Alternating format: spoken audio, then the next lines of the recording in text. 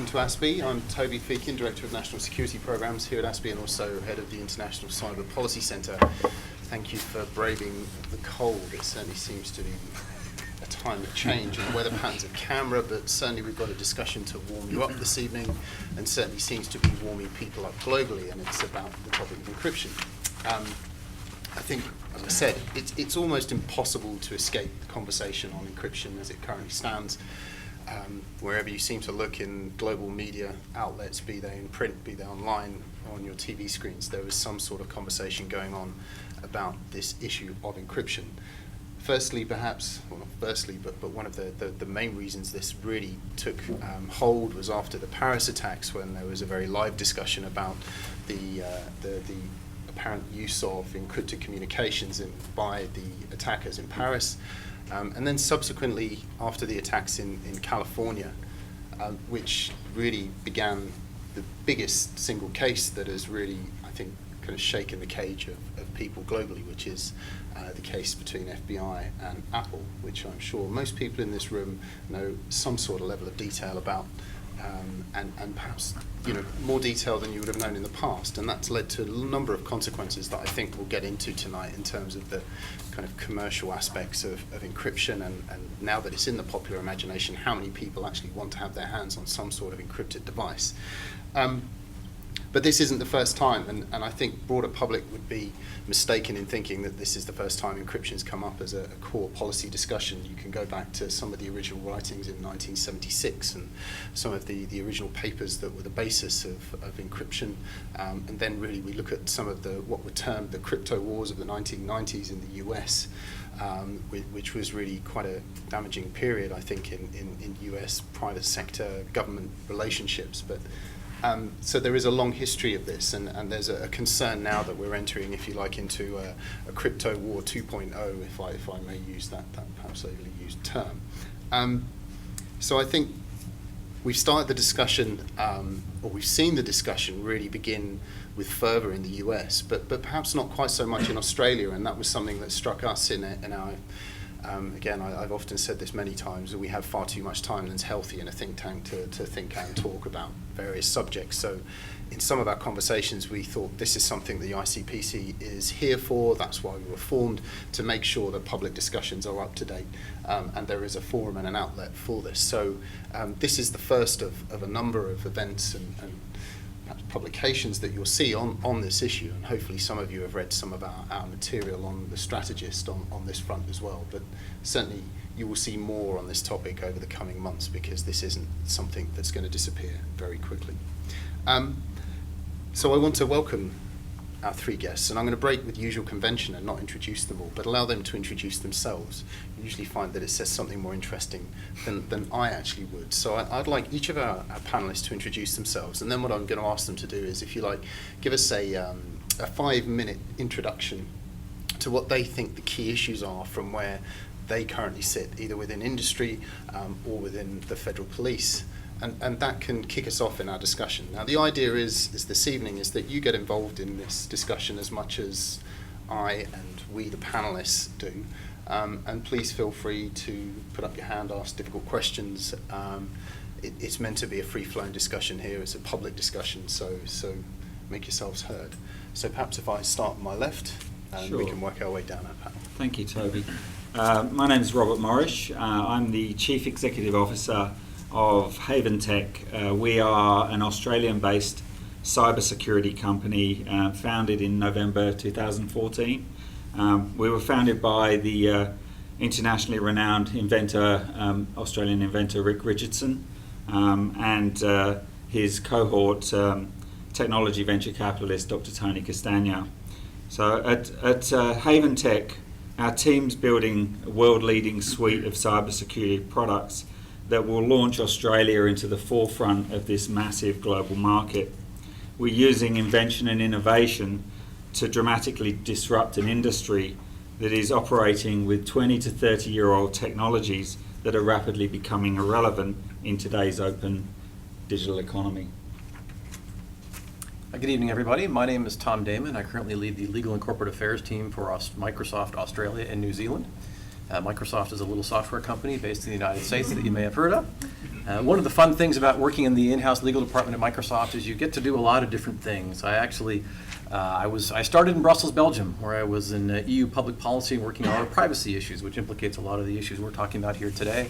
I then moved back to the home base of Seattle, Washington, in the far northwest of the U.S., where, among other things, I led the legal team that was responsible for responding for law enforcement access or law enforcement data demands of our online services. I then became a product lawyer, so I was the lead lawyer for Skype as we acquired Skype and integrated them into the company, and once again had all sorts of engagement with law enforcement and dealing with data security issues there. And then now here I am in Australia. I had trying not to giggle at the cold weather comment right now, I have to admit. But nevertheless, it's a wonderful opportunity. I look forward to meeting and working with all of you in the months and years ahead.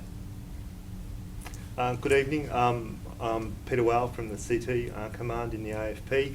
I send Mr. Gagan's apologies. He was called away to Sydney to deal with some press around an operation that went to resolution today.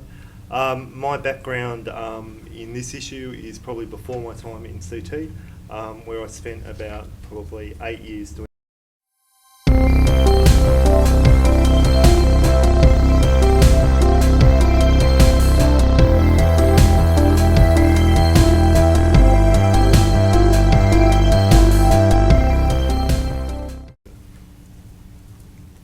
So perhaps if I can start with you, Peter, and if you could just give us a few minutes on from where you sit in law enforcement, what are the key issues as far as you're concerned around encryption and what it inhibits, but also what it allows? Yeah, I mean, I guess for law enforcement and probably the same for security and intelligence, encryption is basically taking away what we've had access to before. We've probably, if I think back around some of the issues around telecommunications interception in particular, we've probably gone from an age which was probably a golden age where we didn't have ubiquitous mobile phone technology, we didn't have over-the-top services or anything like that. So if we had people who we had suspicions or evidence were actually committing crimes, we could lawfully intercept their conversations.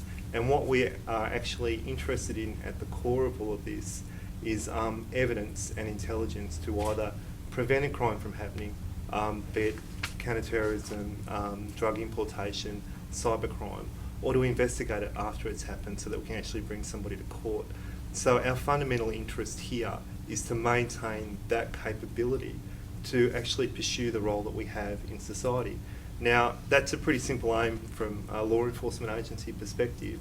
However, when you try and bring that against the way society's changed, in the way that people use technology, how ubiquitous this sort of technology is in the way people go about their daily lives, the commercial interests in it, the globalisation that's taken place in terms of the immediacy of access that people have to technology, the way that they can communicate so quickly across countries and across different parts of the world.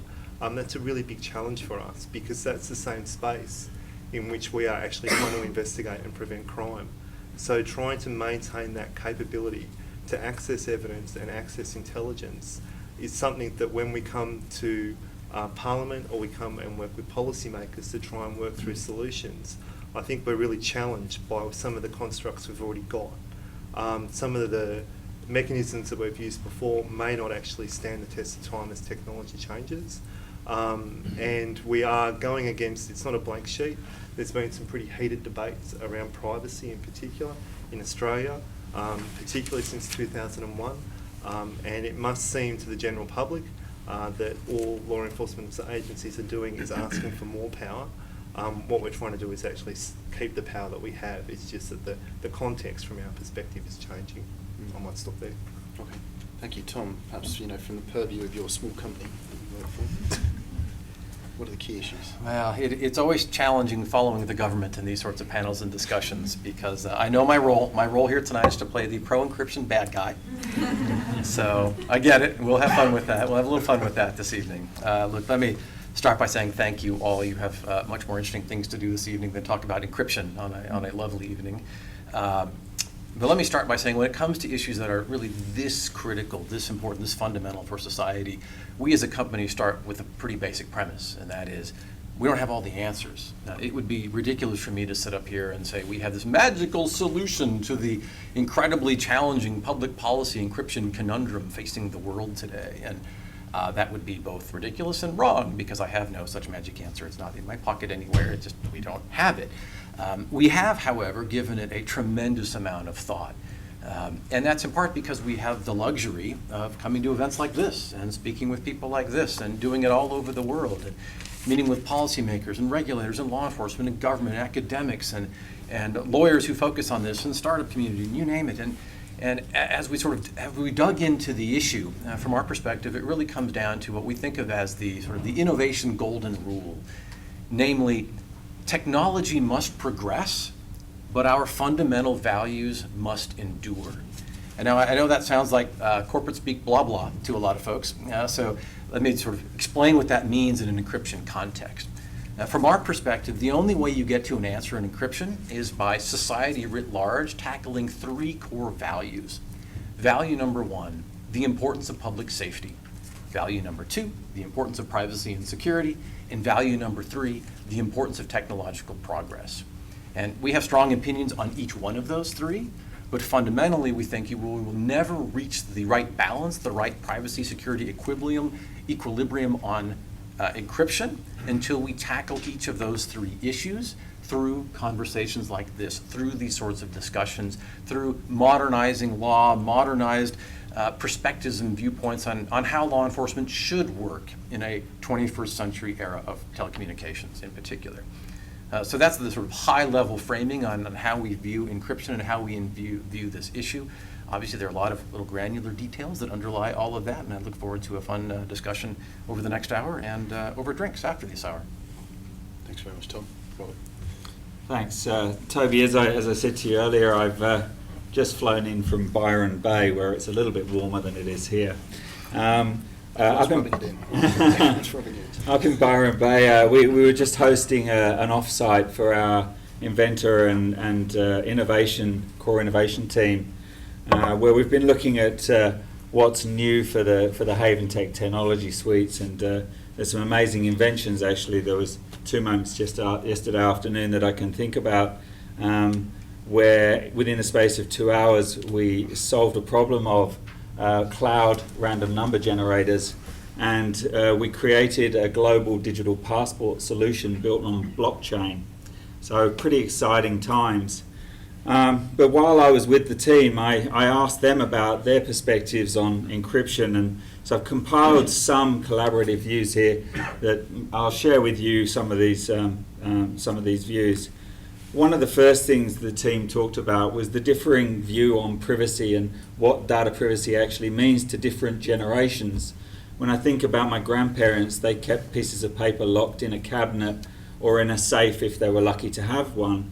My parents, they're using digital media, they have Facebook, but they're quite guarded on what information they share, and quite often they use aliases and fake information to try and protect their identities. When I look at my generation, we're a little bit more open, but still selective. We share a lot more information about our lives, but the personal stuff, we kind of keep that personal. But then looking at digital natives of today, they are very open with what they share. They're not that worried about the privacy of their information. They actually accept the fact that the companies like Facebook and Instagram will have access to their information because, hey, they're getting a free application and they love it. So that's one of the things that we need to be considering when we talk about privacy and what it actually means to the citizens of Australia and the world. The other topic that they raised was the question of ownership. Who actually owns that data? Think of the scenario where a person has their energy supplied by Energy Australia. They have their telecommunications provided by Telstra. Once they pay that bill, do they own the data that is about their consumption of those services? Does the company have access to that information, or should they only see an anonymized set of data on service consumption? And how does that person grant access to privileged people to say, hey, you can see my information, you can see this bit of my information for this period of time?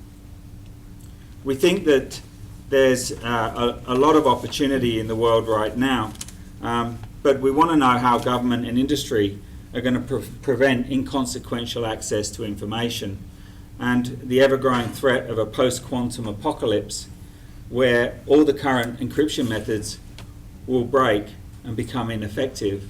What do we do as a country, as a nation, as a globe to protect our information and the privacy of our data? We look at other international examples where it's an open public record that government agencies have failed to protect their personnel and their citizens' data. So if we're going to grant access to people to see our information, to organisations to see our information, how can we be sure that they're going to protect our information?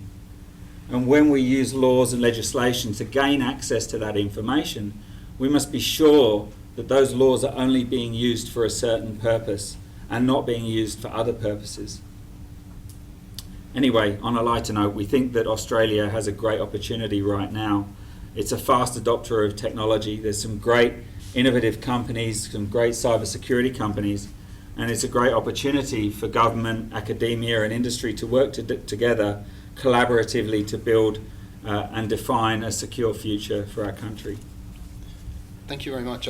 There's an interesting point. Are we maybe, though, at a bit of a tipping point in terms of perceptions of privacy online? Because, I mean, there's some recent surveying work being done in the US, actually, unfortunately not here in Australia, but there was a Washington Post article recently which was reporting on a survey of around 41,000 individuals in the US, and it was actually saying that up to 1 in 2 of those individuals now were beginning to limit their activities online, be they for financial transaction, over concerns of privacy, security. Now, some of that may sound positive because it's about people being aware of what they're doing online and the risks that they carry. But is there a juncture now where you're reaching that actually not very positive point where you're beginning to lose the fluidity of the internet over the fact that people are becoming even more concerned about privacy now? Okay, I mean, we can argue about the pros and cons of that to a blue in the face, but maybe we are at a tipping point. I don't know. What do people think about that? Do you think that we are perhaps now seeing a slight shift? We've had, if you like, the golden age of giving up information online without understanding the consequence, and now actually we're at a point where people are a bit more educated and understanding what they're giving up and how. What do you think? Well, I mean, as you sort of alluded to with the Paris attacks, from a law enforcement perspective, we're certainly seeing a lot more use of encrypted over-the-top communication methods, particularly amongst our CT targets, where groups are looking to recruit people. They'll do some stuff on Facebook or Twitter, but then they'll go on to something else which we can't get into. I think one possible explanation for the survey data in the United States is the prevalence of what we call data breach notification laws. So for folks who aren't familiar with this, in the United States, when there is a data breach that meets certain legal criteria, you're actually required to notify that individual of the data breach. And more often than not, you get little benefits like free credit checks for a year or something like that, something completely meaningless and inconsequential by and large. And we've had those at the state level. Most states now have them. We're about to get them at the federal level to harmonize all of that for the better part of 4 or 5 years. The result of broad-based data breach notifications is that most people get a data breach notification on a semi-regular basis. Mm-hmm. I have at least 2 banks, a house, a mortgage, an insurance company, you name it. I have so many 12-month free credit checks that if I could actually stack them, I'd have a long lifetime of free credit checks. And it's a tough one because it's certainly, Europe's looking to adopt it. There are a lot of countries looking to adopt this model. It's a very, very difficult one because we all want transparency. We all want notice. And yet when the volume becomes that great, like, oh, another data breach notification, the impact gets lost after, I don't know, the 30th of them.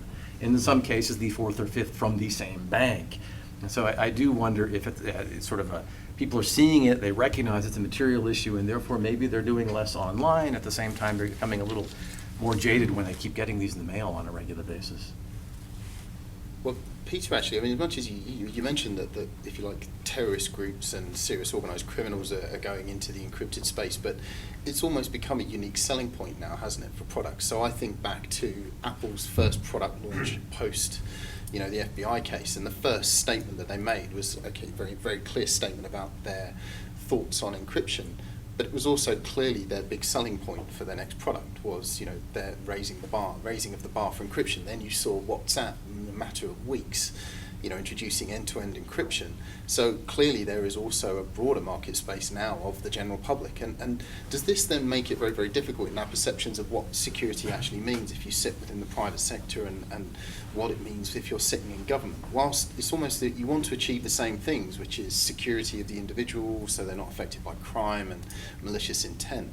But the two aren't quite intersecting in the right way right now, are they? I mean, I'm not a big believer in the kind of this balance model between privacy and security. I think it just oversimplifies the whole thing. But this issue around how do we get to a sweet spot, if you want, around what security means for the private sector, for the public, and also for government, that seems to be, to me, the unanswered question here. I made a bit of a statement there rather than a question. That's a bad thing as a facilitator, isn't it? I mean, I guess from a law enforcement perspective, I mean, there are very legitimate reasons for anybody to be able to use secure communications. If they're going about their daily life, they're doing something lawful, no problem whatsoever. I guess what we need to do is actually find that sweet spot with the commercial sector, so that where we actually come across activity that's not lawful, because that's not their intention to support criminal networks or anything like that, or terrorist networks for that matter, we have to be able to work together. And we have to be able to work together in a way where we can actually get what we need to do to prevent something and uphold public safety, but not in a way that undermines the commercial integrity of the company. And that's quite a difficult space. I mean, it's not just content of communications that's important evidence. There's other sorts of evidence that we can access and we can use, but that's about us actually having probably more of the sorts of relationships we've had over time with some companies, and that's a new model of business for law enforcement. It's a different way to go about what we do. I think that the relationship piece is critical, and although the Apple case isn't quite as heated here as it is in the United States, I think what people lose sight of is there is a very strong and high quality relationship between law enforcement and most of the technology industry, notwithstanding the hyperbolic rhetoric you see right now of encryption is always fabulous, encryption is horrible, secure communications are awesome, secure communications are horrible. And we live in this binary world fed by the internet and everything. And so I do want to, let me take a step back for a moment and highlight the nature of the collaboration that the tech industry has with law enforcement to drive one of those key public policy principles that I mentioned at the outset, namely the importance of public safety. As I mentioned at the beginning, one of my jobs early on at Microsoft was leading the legal team responsible for government demands, law enforcement access demands. And we as a company, and it's not a unique Microsoft thing, everybody in this space recognizes it, recognize that technology is increasingly at the center of public safety. You really can't have national security without cybersecurity. And that sounds like a trite corporate cliche, but it also happens to be true. And so what happens then is when bad things happen, people call tech companies, governments call tech companies, and we, like all tech companies, have a legal team, again, that standing by. It's a global team that stands by 24/7, 365, and answers those phone calls. I mean, technically you can call. It's not normally a call, but feel free to call if you want to call. And so you kicked off the introduction by referencing Paris. So let me give a couple of examples of how this team operates. Normally, it's not something you hear about every day, but there are a couple of flagship examples that we've recently talked about. 2015 was a very active and interesting year for this team. It kicked off in January with the terrorist attacks in Charlie Hebdo in those offices. And French law enforcement figured out very quickly after the attacks that two of the terrorists had email accounts on a Microsoft domain, hotmail.com, outlook.com, whatever it happened to be. And French law enforcement did exactly what they're supposed to do under the international legal regime. France and the United States have a bilateral treaty. It's known as a mutual legal assistance treaty. It's an ability for countries to have a bilateral conversation, exchange information in the law enforcement access context. French went to the U.S. Department of Justice, the FBI, the DOJ, and FBI came to Microsoft, served up the warrant. We then our team had the opportunity to validate, write warrant, appropriate judge, signed properly, everything legal, check, find the account, see if there's an account, figure out the information, turn over the information to the FBI, DOJ, who flips it over to France, all of which we did on those two accounts in 45 minutes. Meanwhile, in those 45 minutes, the terrorists are still on the streets of France. Just one little example. That partnership is still there. Later that year, in November, we had another round of terrorist attacks in France, this time even larger. And once again, French law enforcement authorities figured out that a couple of those terrorists had it was email accounts with a Microsoft domain. I still don't know why native French terrorists seem to like Microsoft products. I'll skip that one for now. We can talk at the bar about that one later. Once again, they did exactly what they're supposed to do on the international legal regime. FBI, DOJ came to us, got the order, check, valid order, right judge, everything legal, everything appropriate, pull the accounts, find the information, feed it back, boom, boom, boom, boom. We did that not once, not twice, not 3 times, 14 separate legally valid orders, average response time, 30 minutes. At that point, the terrorists are still on the streets of Paris, they're still on the streets of France, and as we find out later, they're actually still on the streets of Brussels. Right? That partnership still exists. There is a deep and profound respect on the part of the IT industry for the incredibly tough job that prosecutors and law enforcement have today. So while we live in this binary world, and you'll see the strong technology hates this or technology doesn't do that, keep in mind there is a regular, ongoing, robust dialogue on these things, even if we have a principled difference sometimes on how we handle issues like encryption. And a lot of people probably won't realise that Apple had a very close liaison with the FBI for many years in advance of the case actually taking place. And so again, it's the dangers of representation of different issues in the media. How does that resonate at the SME level though? So you're there with your innovation group and you're coming up with the most wildly brilliant encryption technology ever. Does it ever kind of cross your mind in that innovation stage, or we should probably talk to law enforcement about this? Absolutely. We work with a number of organisations. So Haventec's looking at that preventative technology to ensure that we can stop someone from stealing your information through malware, through phishing, through man-in-the-middle attacks. But we partner up with other companies such as Nuix. Nuix is a forensics. After the fact, what happened, how did they get in, what did they actually get to see? So we partner with companies like Nuix and work together with agencies. And I know Nuix has been hosting a number of training courses on cyber security and cyber and analysis and forensics with various government agencies around the globe. So I definitely see that collaboration is happening at the sharp end of the invention side of cyber security. So what does the future hold in terms of how law enforcement is going to cope? Because we are clearly entering a more encrypted online environment. There's just no doubt about that. So is the answer going to be in policy, or is it going to be in the? It seems to me I'm seeing this growth in, if you like, this grey market now of these smaller companies who can now make quite a lot of money. So it was announced that the FBI paid about $1.3 million to have access to the iPhone, and if you look at Telegram, their founders say that they will pay $200,000 to be able to break their encrypted device. Now, that kind of incentivization online doesn't go unnoticed. So do you think we're going to enter this time of, if you like, the marketeers or the racketeers, I don't know what you call them, but the entrepreneurial types basically who are going to look to try and get those kind of bounties at every turn? But then what does that mean for law enforcement? How do you operate? Because it's just a fact that this is happening now, isn't it? So what needs to happen to allow you to do your jobs? I guess going with the opportunistic, the bounties hunters, if you will, is probably not a sustainable approach for us. It's about actually replicating those relationships that we have with big companies like Microsoft. The AFP has a very good relationship with them, and a range of other companies. But also being aware about how the rest of the technology sector works with the small and medium enterprises as well. And looking at how we can collaborate and how we can actually work together when they're launching a product or they've got a new product on the market, and if that's actually impacting on our operations. I mean, those response times you talked about around Paris were incredible, and that was a particular set of circumstances. We have a lot of operations, a lot of crime that we deal with where that's not going to be possible. So it's going to actually be able to actually match what we need and what industry needs. And in doing that, we are probably going to be working within the legal framework that we have, but we're going to be testing the boundaries of that legal framework. And that's going to have to take a lot of trust between us and the companies, and then the policy agencies and Parliament to actually bring forward the changes that we need. And that's where we're going to probably have to think about new ways of describing things or new sorts of powers that we might need. how does it progress from private sector point of view? Well, I think I totally agree that we have a couple of challenges with the rate of change that we're facing with this side of things. We see technology evolving so quickly.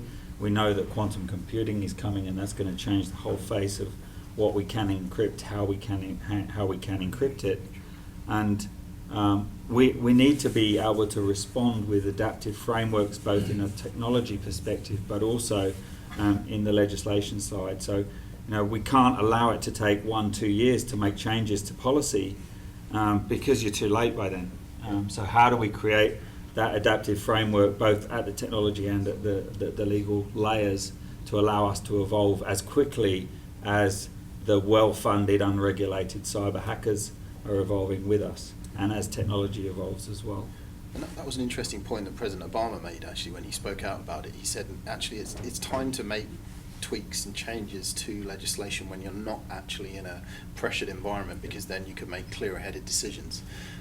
Not always necessarily an easy thing, because you don't have the political will to be able to push that through. Tom, do you have any thoughts on what it looks like?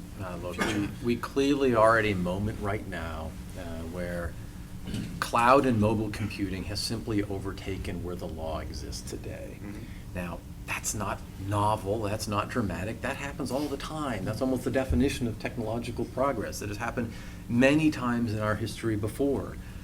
When trains began overtaking horses, both literally and figuratively, there was no railroad law. It didn't exist. We made it as a society. When Henry Ford made the ubiquitous manufacturing line in the Model T and cars overcame horses and buggies, there was no automobile law. It didn't exist. We made it, and we as society worked and struggled and found the right balance, and we will work and struggle and find the right balance here as well. That's why you sort of get the sense from me, I hate the binary absolutists. This is horrible, this is evil. We have found the right balance in the past. We will find the right balance on encryption. We always have, and we always will. So I can hold these gentlemen all evening if you so wish, but if you have a question, please raise your hand and I'll make sure that you can, please. So if you could just say who you are and who you represent. I'm Alan Lane, and I'm a contractor for Defence. It seems to me that we're in a technological convergence. It sounds like there's a relationship between trying to provide security for individuals and trying to provide access for law enforcement. Do you think there is a technological solution that will allow you to do both, or are they both technically, do you have a view on that? Do you think they're both mutually exclusive? Right? Like, can I provide security for the individual that's strong enough to protect you against criminals, against other people, but can I also provide you with access? Because of the way the technology works, I'm dubious that there is a technical solution that will allow you to do both. And I'm just wondering if you had a view on that. You solved that at your offsite, right? Yeah, we did, absolutely. You're good? Okay. Yeah, we nailed it. He fixed it yesterday. We were just talking about the question of backdoors in technology, and my view, and I know that Please call them features. I know that the views of the guys in my organisation are that the backdoors in secure systems are bad. You're ultimately creating an insecure system. So if you put a backdoor in a security system, you may as well not have the security system. It's fundamentally wrong to do that, and it breaches the privacy. And we assimilate privacy with trust, right? Ultimately, this is all about trust. The individual must be able to trust the government. The individual must be able to trust the organisations with their information. Now, we have a bunch of technologies that our focus is to decentralise that information away from the company and give it back to the people, give it back to the users, so they can own their own information and they can choose selectively who has the right to access that information, what they can see and when they can see it. So we're definitely progressing down the path to have some technologies that are capable of doing that. Now, that needs to be coupled up with the right legislation to say, right, there's an order now to say you must give me access to this information, and then I can give you access at the right time to that select set of information that you're after, not everything that I own. And I mean, from a law enforcement perspective, if the technology supports it, that is a good solution. because one of the things that we're finding, particularly with the proliferation of digital devices, there's a lot of information when we undertake a search warrant or something like that that we need to process and then store and then show what's inculpatory and exculpatory all the way through to a court process. So we are trying to define what we actually need at a particular time in an investigation, which is really quite a tension to manage on one level, because we need to know everything. We need to know as much as we can about what's going on so we can actually address the behaviour. So that sort of thing where there's the accountability, a clear order, it's a responsive system, that's really good for us. You know, we welcome the oversight. We know we need to be able to demonstrate that transparency and accountability so that the public actually trusts what we're doing, because at the fundamental basis of it, if we're knocking on your door doing something, that's invasive, no matter who you are. I would look at history. Again, we've always found the right balance in the past. We will find it again here. I think two fun examples that come up a lot. I'm not sure when mail service sort of began in Australia, but in most of Western Europe, the United States, we had government-run mail service starting in the early 1800s or so. And shortly after there was government-run mail services, one funny thing happened. Criminals invented something called mail fraud. And then we as a society struck this privacy security balance a little heavy on the security side. And then eventually societal norms changed and we found the right balance. And mail is a fascinating thing because you're actually turning an envelope over to the very government that would want access to it. And we as a society trust, that T word again, trust government to follow the rules and only access it when they need access and legally are entitled to access. And then a little later, in the late 1880s or so, a gentleman named Thomas Morse invented the Morse code, and telegraph use exploded around the world. What happened shortly after that? Bad guys invented wire fraud. And once again, society set a norm on security, sort of that we put the pendulum heavy on security, and then over time the pendulum swung back. The same thing is happening now. And ideally, again, we don't set the pendulum in a period of extreme stress. Right after 9/11, right after bombings in London and Madrid, for those who were based in Brussels, as I was at the time, try to set that balance in a less high-pressure time. But if you have to set it in a high-pressure time, eventually those societal norms change and we'll move back to a different model. So that wonderful Australian expression holds true, which is "should be right, mate." Should be right, mate. Just hold on tight. So what does good policy look like in this area then? Can we push that a little bit further? So I mean, we can say that, okay, you know, in the end the pendulum will swing back and everything will be fine. But well, what does fine look like then? Because, you know, and it's okay saying that, well, you know, because actually companies are looking to absolve themselves of the ability to have an order placed upon them to have access. So that doesn't that take us into a very, very different place though, doesn't it, surely? Because then where does your warrant actually land and what effect does it have? Well, actually we can't, so sorry. Good warrant, but doesn't really. So a couple thoughts. Number one, I would disagree with the premise of the question. I don't think there are companies out there looking to avoid warrants. I'm sure there are some companies out there, but certainly the large mainstream technology companies are not living in that environment. Again, when we have a legally valid obligation and order, we will respond and provide the appropriate information. And that's not a Microsoft thing, that's a Google thing and an Apple thing, and all those sort of main companies have versions like that. But to the core point of the question, what does good policy look like here? Let me start by flipping that a little bit and say what bad policy looks like. And here I'll talk about the Apple case. I get a lot of people say, well, wow, you've done these amazing things in Paris, and yet you support Apple in the Apple case. How do you reconcile those two things? And it really comes down to good policy versus bad policy, and three key words from our perspective: rule of law. We support Apple. Let me correct that. We unequivocally support Apple, and we support Apple because we believe the public policy, the law that is referenced, is just wrong for this particular matter. So here's a quiz. In what year was the law passed that the United States Department of Justice is asserting against Apple, or before the case was dismissed, to have that iPhone decrypted? 1700. There you go! Bingo! And I didn't see a smartphone open, so that was good. Oh, was there? Liar. Okay. Very well hidden.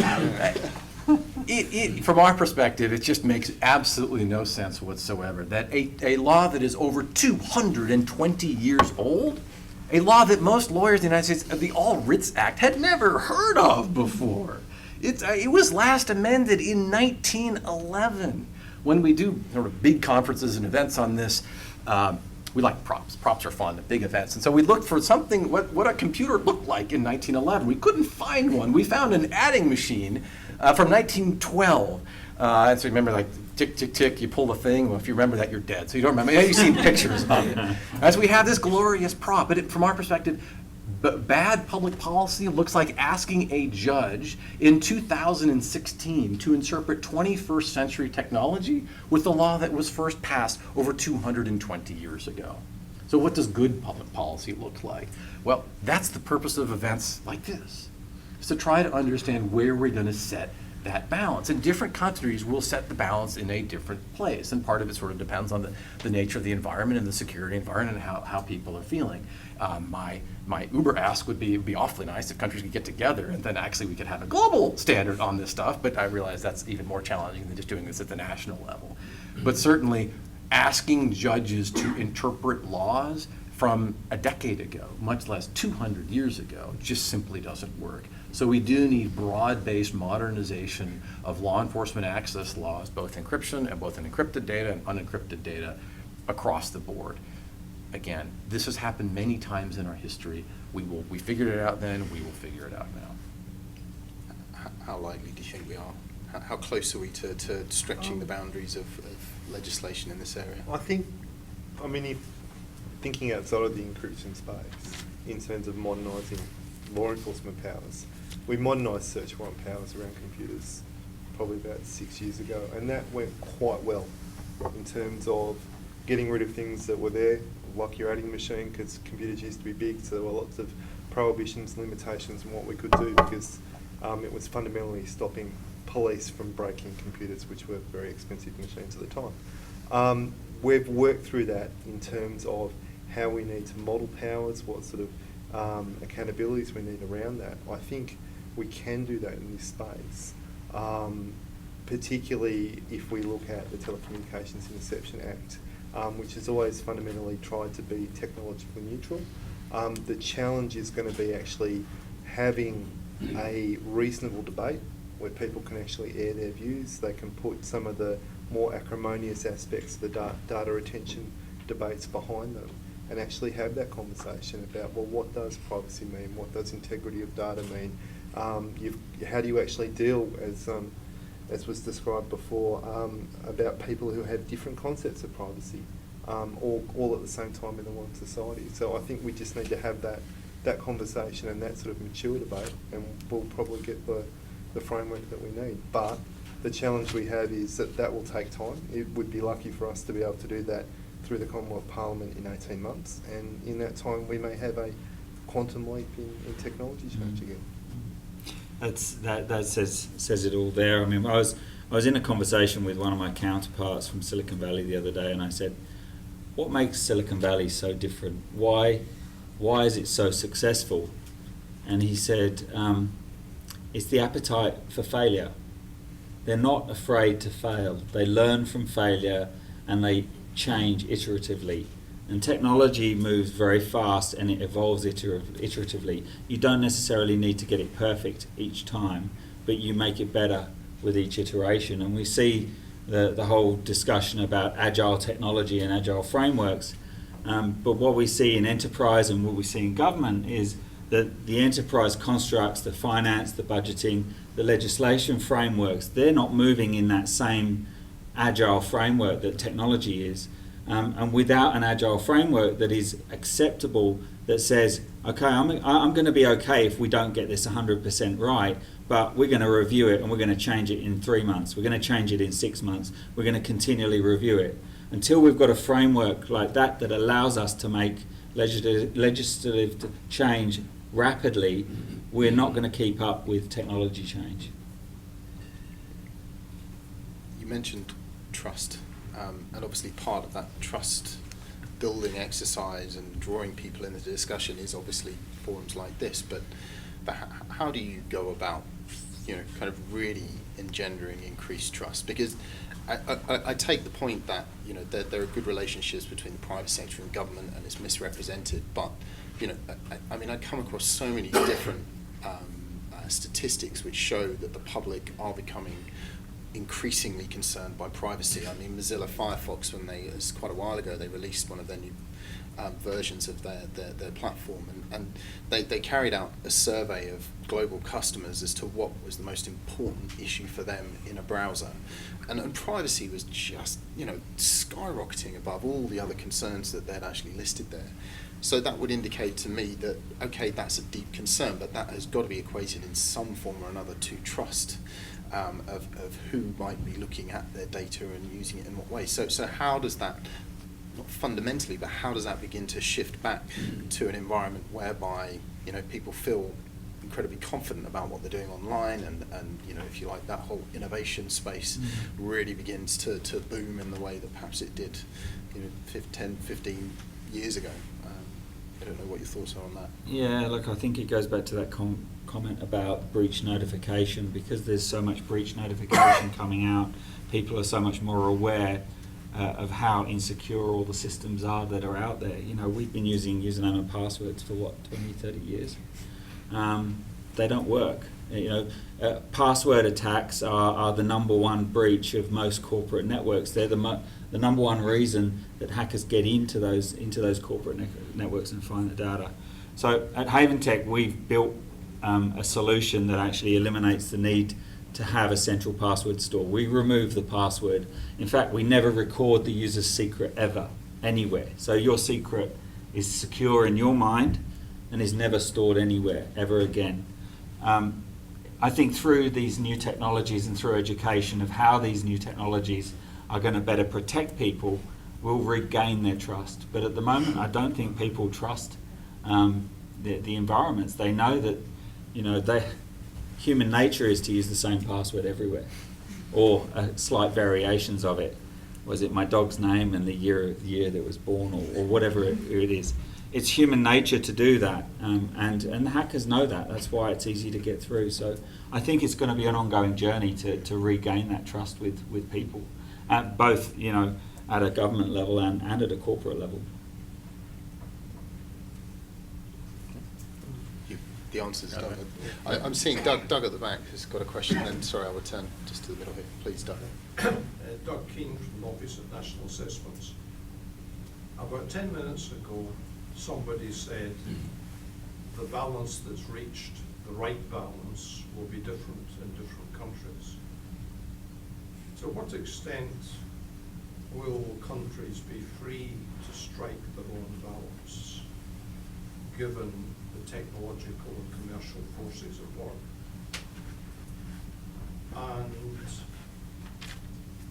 if you're the leader of an authoritarian state,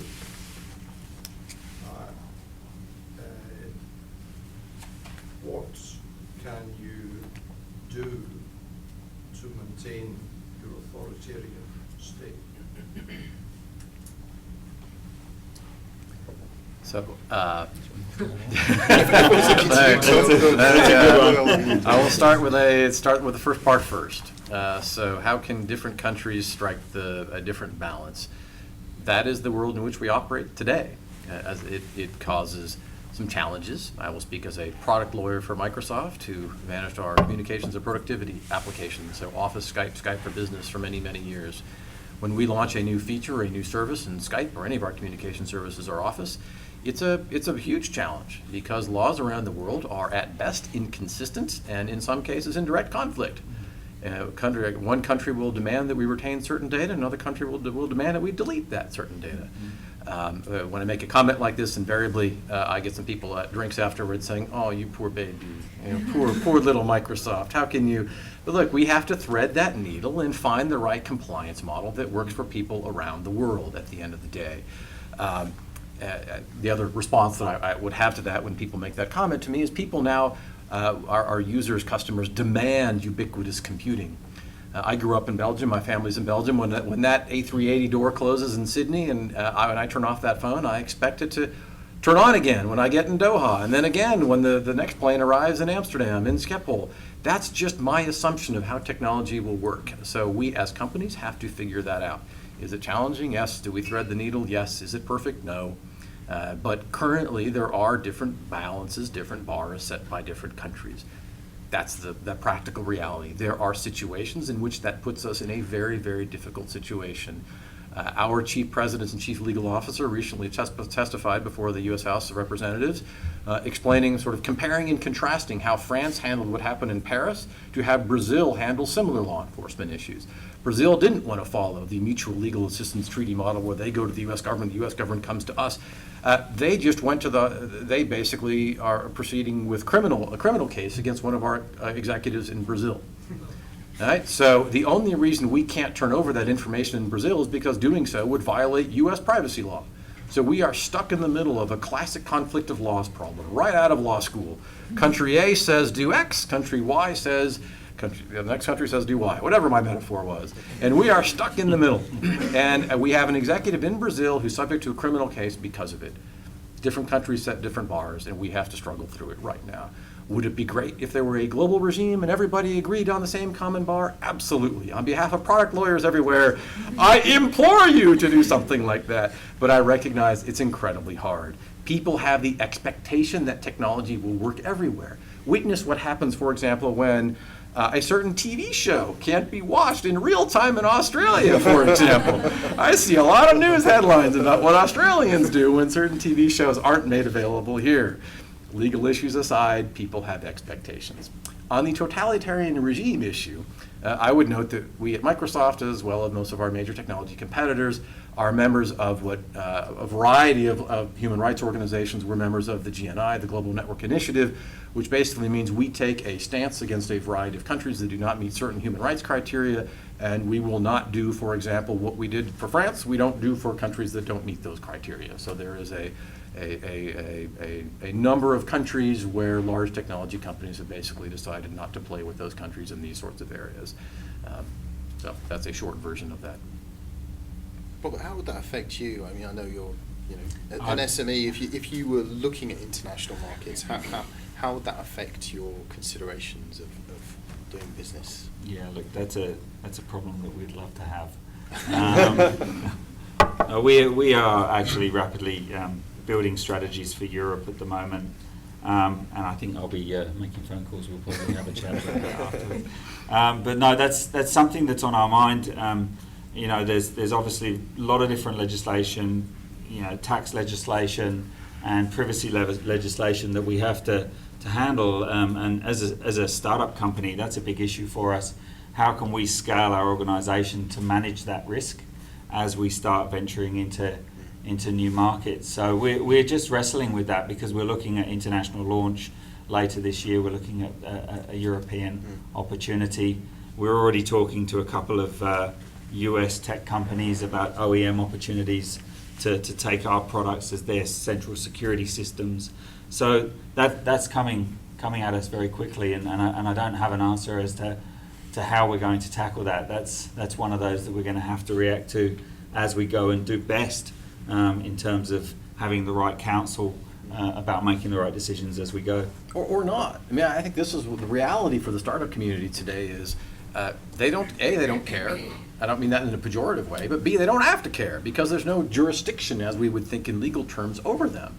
So especially talking about sort of the over-the-top communication space. So small providers like WhatsApp's a bad example because it's a super large provider, but there are companies that ride on top of the telecommunications space, right? And many of them are small startups in Silicon Valley, in Eastern Europe, in Asia, wherever it happens to be. You're doing the right thing, the due diligence thing, thinking about counsel, thinking about how to navigate all the issues that you referenced there in the question. The overwhelming majority of startups don't bother because the overwhelming majority of regulators in those countries have no way to get them except for blocking them. And it turns out that's really, really hard. It's very easy to say, I'm going to block. You're not going to comply with my laws, I'm going to block you. That is really hard, really hard. And if you're a small startup, you can play games with that country, and it's much easier to go on the offense than the defense. I won't give the country name. I won't give the country name. I will say it's a Middle Eastern country that went after an over-the-top provider in Silicon Valley, and what they hadn't realized, if you just do some internet searches, you'll figure out who I'm talking about. What they didn't realize is that OTT company was actually founded by a number of Israelis who were former Mossad, and they had a good old back-and-forth battle about who could block whom further and faster. It was fascinating to watch. It's really, really hard. But for the startup community, some don't. They just don't have to. They simply don't have to. It's a call. It's a judgment call. I think for the individual startup companies, it depends how rapidly you're going to scale. You know, if you're going to quickly become, 1,000, 2,000 person company in a very short space of time, then you have to think about those things. If you're going to grow more organically at a slower rate, then you can get away with, Right. taking your time playing those games. Or the monetization model. One thing we find that is, so a government may say, they're based in Eastern Europe, I can't get them, except when the monetization model is payment by credit card, gotcha. All right, somebody has to, that credit card channel has to follow somewhere, so follow the money and you get them. So also the monetization model, that makes a huge impact on the type of jurisdiction that countries can have over startups in this space. Yeah.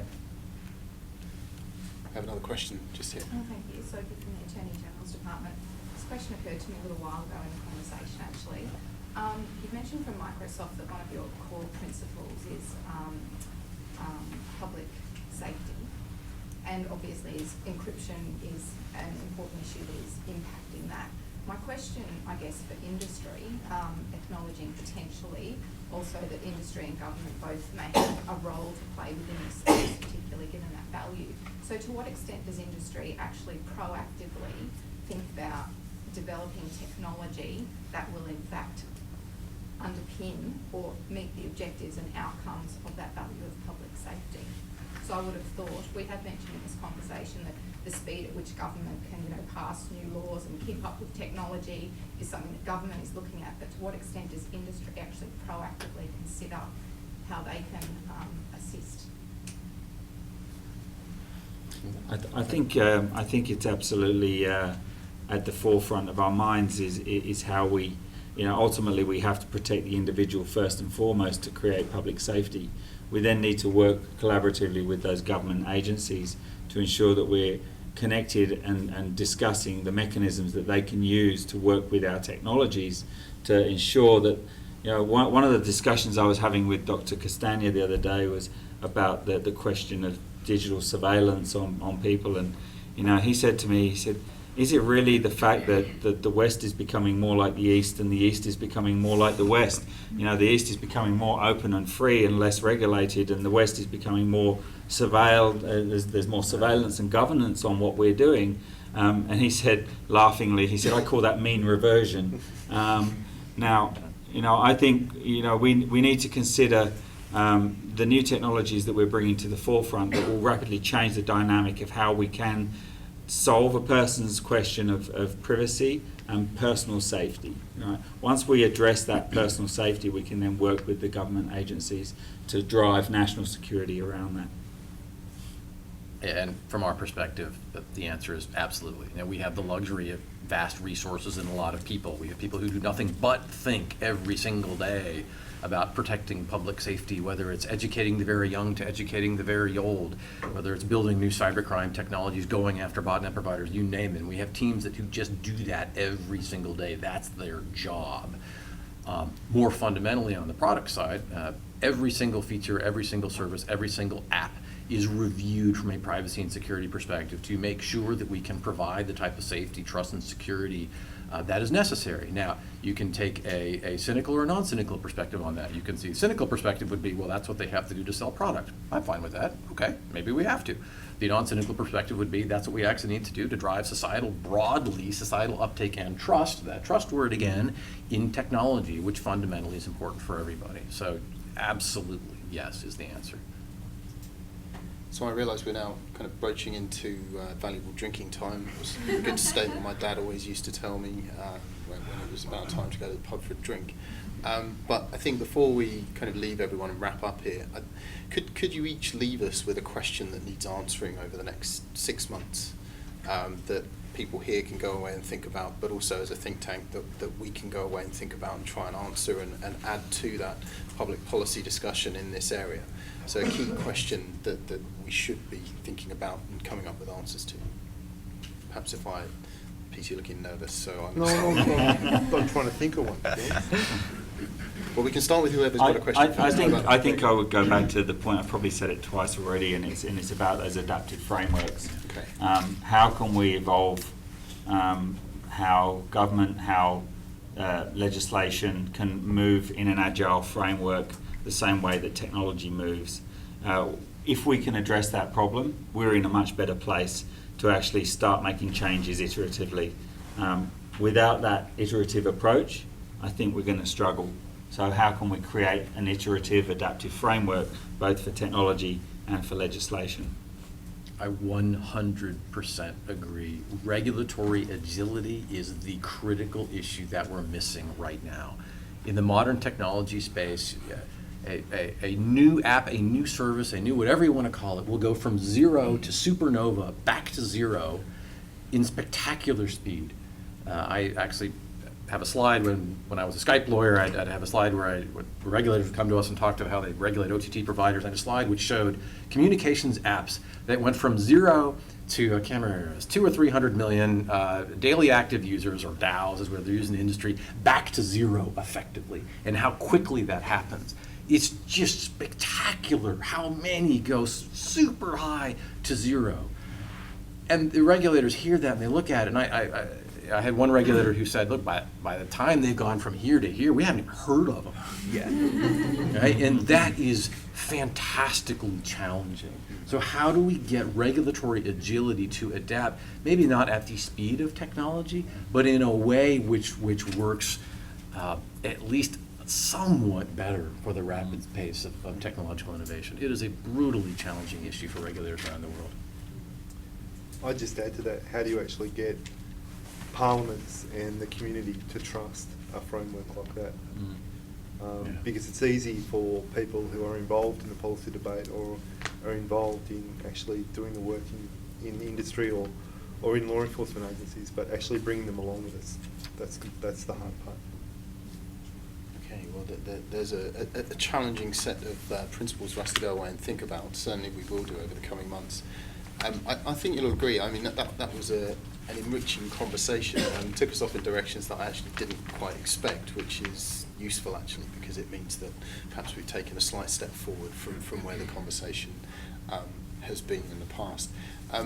Needless to say, again, I'll just make a blatant advertisement, is that this is something that we will be following, we will be continuing, and we rely on your engagement. So any questions, suggestions, ideas that you have for us, please engage with us and bring those ideas to the fore. Get involved with what we're doing. This is a moment to be helping shape the public policy debate genuinely before it's really taken much hold. So, rather than apathy in public policy discussions, which I often find, seize the mantle, get involved with this conversation with us. So finally, I'd just like to thank Tom, Peter and Robert. Thank you very much for giving up your time this evening. Thank you all for giving up your evening to come and engage with us. And please come and join us for a drink. But thank you very much to our panellists this evening.